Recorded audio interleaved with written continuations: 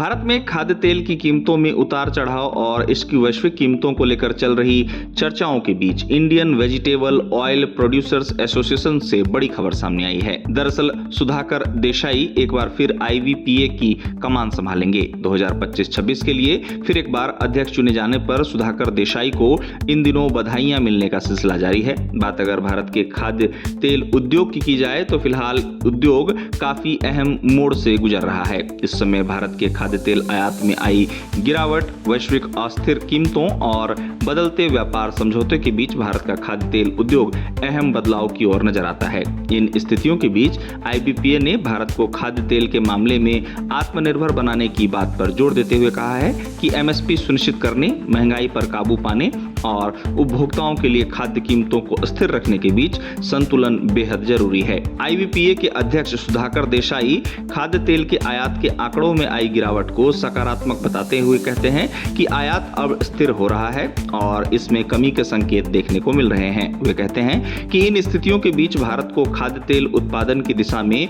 आत्मनिर्भर बनने की अपनी रफ्तार को तेज करना होगा। वे खाद्य तेलों की अहमियत को देखते हुए इस दिशा में आत्मनिर्भर बनने को समय की मांग बताते हैं। गौरतलब है कि भारत ने 2024-25 के पहले 10 महीनों में 123.78 लाख टन खाद्य तेल का आयात किया है, जो पिछले तेल वर्ष की समान अवधि के 134.71 लाख टन से 8.11% कम है। ये आंकड़े बताते हैं कि धीरे धीरे इसी तरह आयात पर निर्भरता को आगामी दिनों में समाप्त किया जा सकता है, लेकिन इसके लिए भारत को अपने खाद्य तेल उत्पादन पर विशेष ध्यान देना होगा। रिपोर्ट्स बताती हैं कि खाद्य तेल के उत्पादन में किसानों को नई तकनीक और ट्रेनिंग की भी आवश्यकता होगी। सरसों से लेकर पाम ऑयल और नारियल तेल उत्पादन में भारत को आत्मनिर्भर बनना होगा, तभी आयात को कम किया जा सकेगा। अगर आयात कम होगा तो इससे हमारे किसानों को लाभ होगा और उन्हें अपनी फसल का अच्छा कीमत भी मिलेगा। बता दें कि भारत सरकार की कोशिश है कि भारत में खाद्य तेल के उत्पादन को बढ़ाकर